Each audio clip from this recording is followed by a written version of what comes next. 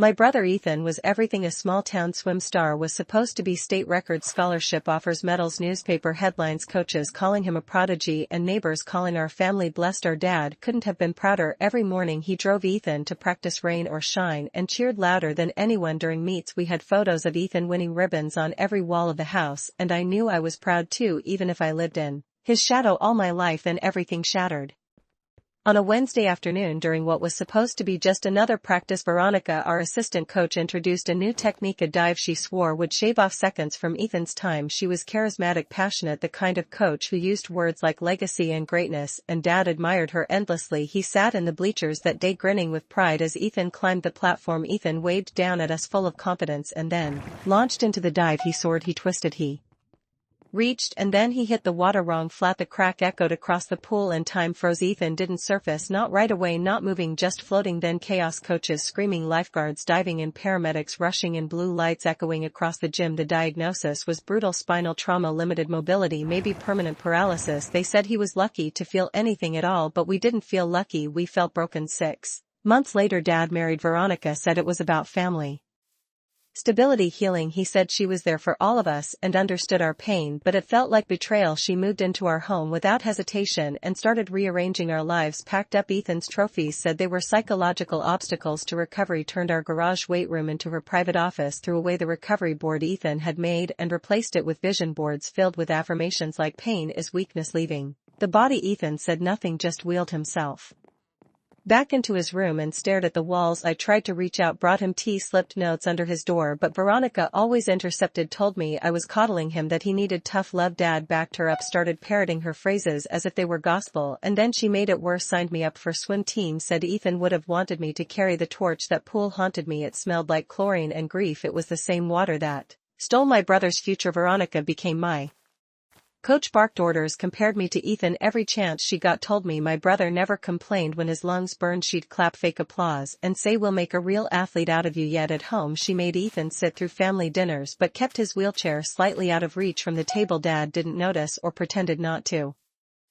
I suggested once we let Ethan join a local adaptive sports group, a swim league for injured athletes. Veronica shut it down, said it was patronizing, said if Ethan wanted to compete he should rise above his limitations, not get pity points. Dad didn't even argue, just nodded while Ethan quietly pushed away his food. That night I heard him crying. I wanted to go in, but Veronica stood in the hallway, arms crossed like a sentinel. I started noticing things, the way Veronica managed the bills, moving money between accounts, the way she controlled Ethan's medications, changed his dosage, said the doctors were being too cautious, the way she refused to let me help him get into the car, said it emasculated him if I did. One night I caught her snapping at Ethan for using his call button too often, said he was manipulating us with helplessness. Ethan looked away, embarrassed. I knew then she was poisoning our home, not with words but with control. Ethan stopped writing in his notebooks, he stopped sketching training routines on the walls. Veronica claimed it was a sign of healing, but I knew it was surrender. I tried talking to Dad, told him something was off, told him Ethan seemed scared, small, diminished. He said I was overreacting, that I was sensitive, that Veronica was doing what professionals recommended, that I needed to let go of childhood attachments. He said maybe I was jealous of how close she was to Ethan. That broke something in me. I began documenting everything, recording conversations, photographing injury logs, checking online for diving rules. I even created a burner email account and sent myself notes every day. On the surface everything looked normal, on paper we were a supportive household, but I saw how Ethan flinched when Veronica entered the room, how he started locking his door, how he stopped responding to texts from old teammates. She was isolating him slowly, expertly. Then one day during practice, Veronica announced a surprise training module. She demonstrated the same dive that paralyzed Ethan, said if we were serious swimmers we'd master it. She looked right at me and said, show them what your family's made of. I froze, my heart raced, I felt sweat down my back. I climbed down from the board and walked out. Marcus, one of Ethan's old friends, followed me outside, told me he'd been tracking Veronica too, showed me emails, injury reports, photos of bruises she'd been pushing, dangerous drills, covering up accidents, threatened kids who spoke up, said colleges didn't like quitters. Then he said something that made my blood run cold. She'd been fired twice before for similar behavior. Marcus had proof, scanned screenshots, phone recordings. I ran home, but Ethan wasn't in his room. I found him in the garage trying to burn a notebook. He was shaking. I pulled the pages from the flames, read confessions, notes, diagrams of banned techniques. He'd known that dive was dangerous. He told her, she told him to do it anyway to prove Himself he did it because she said he was soft and he didn't say anything after because for a moment Dad had looked proud of him. He didn't want to lose that. I sat with him in the dark garage and held his hand as he cried, and I knew I couldn't let this go anymore. After that night in the garage everything changed, but not in the way I expected. I thought maybe Ethan and I would stand together against her, but he withdrew deeper and deeper, shutting himself away and saying less every day. I knew he was scared of what would happen if we spoke up, but I also think part of him still wanted Dad to believe in something even if it was all a lie. I began building a case properly. I made copies of every burned page, stored backups of Marcus's evidence, created timelines, matched Veronica's training logs to injury reports. I even reached out anonymously to other parents. One said her daughter left the team with a fractured rib after being forced to perform drills she wasn't ready for. Another said Veronica had told her son he'd never get a scholarship if he acted weak. No one wanted to speak publicly, though they were all afraid of losing recommendations or being labeled problematic. Meanwhile, Veronica continued tightening her grip on our family. She made dinner every night and acted like nothing was wrong, told jokes about old swim meets, reminded Dad to take his vitamins, played board games with Ethan like we were some happy family. Dad was too exhausted or too invested to see past it, and Ethan, he started defending her more when I confronted him, said she was trying, said she made mistakes, but we all did, said maybe I needed to stop seeing monsters everywhere. I didn't blame him, not really. Trauma makes you cling to anything that feels stable even if it's toxic. Still, it hurt every time I reached for my brother and felt him slipping away. I stopped sleeping much, stayed up reading coaching regulations, case law on sports injury liability, watched training videos frame by frame to find inconsistencies. Marcus and I planned to go public, to release everything at once, to the media, to the swimming federation, to school officials, but then Marcus backed out, said his dad threatened to cut him off if he got involved, said he was sorry, said he couldn't lose his future.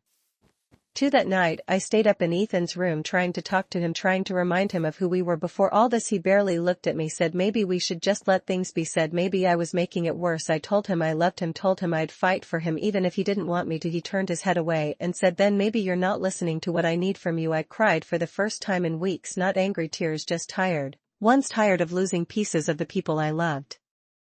Veronica must have sensed something was shifting because she started pushing harder. She organized a press event about youth sports safety, invited local journalists, made Dad give a speech about resilience, used Ethan's name in her opening remarks as a symbol of strength. Ethan smiled through it all, but I saw how tight his hands were on the wheels of his chair, how he didn't blink as cameras flashed. After the event, she started sleeping in Ethan's room, saying he needed night supervision after a small medical scare. I knew it wasn't about health, it was about access, about control. I confronted Dad again, showed him the printouts, the notes, the comparisons between Veronica's dismissed jobs and Ethan's injury. He didn't yell, didn't argue, just said softly, I don't know what's true anymore, and that's what scared me most, that truth was becoming slippery. Veronica had rewritten so much of our family story that even we were starting to believe it. One morning I found her whispering to Ethan about how hard it was to be misunderstood, how she knew what it felt like to be the villain in someone else's story. Ethan nodded, said nothing but nodded. That was the day I knew I had to go bigger. I emailed the federation again, but this time with full attachments, names, dates, proof. I sent everything anonymously, copied local journalists, child safety watchdogs, sports ethics boards, anyone who might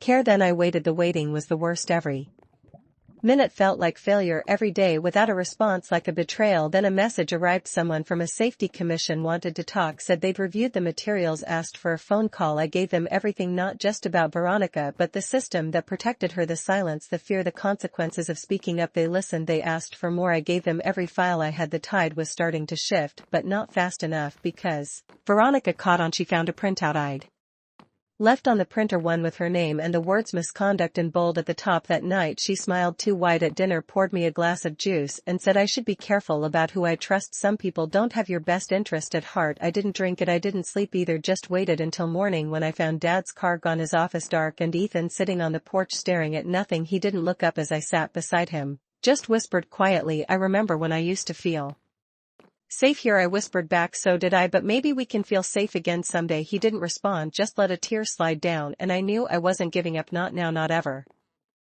The investigation picked up speed faster than I expected. Suddenly people were calling, asking questions, requesting interviews. The Swimming Federation confirmed receipt of the files and a formal review had begun. Veronica still smiled, but I saw the tension behind her eyes, saw the way she checked the locks twice, the way she paused before speaking in front of Dad. She knew the ground beneath her was cracking and I was the one holding the hammer. Ethan stayed quiet, watching everything but saying Nothing I didn't push anymore. I'd learned that silence was sometimes the only armor he had left. Then a lawyer reached out, a real one, not just a school counselor or a federation rep, but someone with connections to child advocacy law, someone who'd worked on abuse in sports before. She told me plainly, we have enough to force a settlement, maybe even press charges, but it depends on Ethan. I asked him once more, begged him gently, told him he didn't have to testify, only confirmed that the documents were real. He looked at me for a long time, then nodded once, slow and deliberate, and in that moment I knew he was ready not to punish Veronica but to stop her from hurting anyone else. The mediation was set, the date chosen. I spent the next weeks preparing, printing, organizing, backing up every file 100 ways. I made timelines, diagrams, pulled together a binder so thick I had to carry it in a backpack, and still I was terrified not of losing but of what winning would cost. Would Ethan be okay? Would Dad forgive me? Would I forgive myself if it all fell apart? I didn't sleep the night before the hearing. I sat on the floor of my old room surrounded by papers and memories and fear, and I thought of Mom, thought of how she'd fought for me when I was small, how she never let anyone dim my light, and I decided I'd carry that strength into the room with me no matter what. When the day came, I walked into the mediation room and saw Ethan already there, sitting straighter than I'd seen in months, his face calm, resolute. Dad sat beside Veronica, his eyes darting between us like he didn't know where to land. The mediator spoke, gently explaining the rules, the format, then looked at me and said, "You may begin." And so I did. I told the story clearly, without rage or tears, just truth.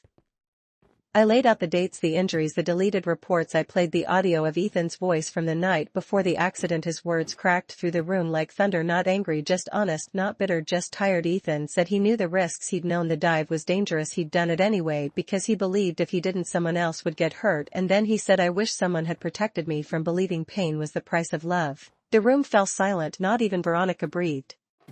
When the video ended, the mediator looked stunned, Dad looked shattered, and Veronica for the first time looked small, not evil, not powerful, just broken. She began to speak, shaking, words tumbling out about her past, her training, her belief that hard meant strong. She admitted she'd pushed too far, justified too much, ignored too many warnings. And then the lawyer stood up and read the insurance records, the fraud, the contradiction, the signatures. It was over, not with a bang but a slow, heavy sigh, the kind that comes when a storm has passed, but the damage remains. The resolution offered was clear. Veronica would lose her coaching license, undergo mandatory therapy, be barred from working with minors again, and the insurance fraud would result in full restitution, but no jail unless new charges were filed. The choice was mine. The mediator turned to me and asked, "Do you want to press criminal charges?" I looked at Ethan. He looked at me and nodded once, the softest approval I'd ever seen, and I said, "No, not because she deserved mercy, but because Ethan deserved peace. Jail wouldn't undo what happened, but change might, real change if enforced." Ethan squeezed my hand under the table. The meeting ended slowly. People filed out quietly like mourners after a funeral. No one cheered, no one clapped, just silence, but it was the right kind of silence. Afterward, Ethan and I sat in the hallway waiting for Dad. He finally came out looking older than I'd ever seen and said, "I didn't know how lost I was. I'm sorry I didn't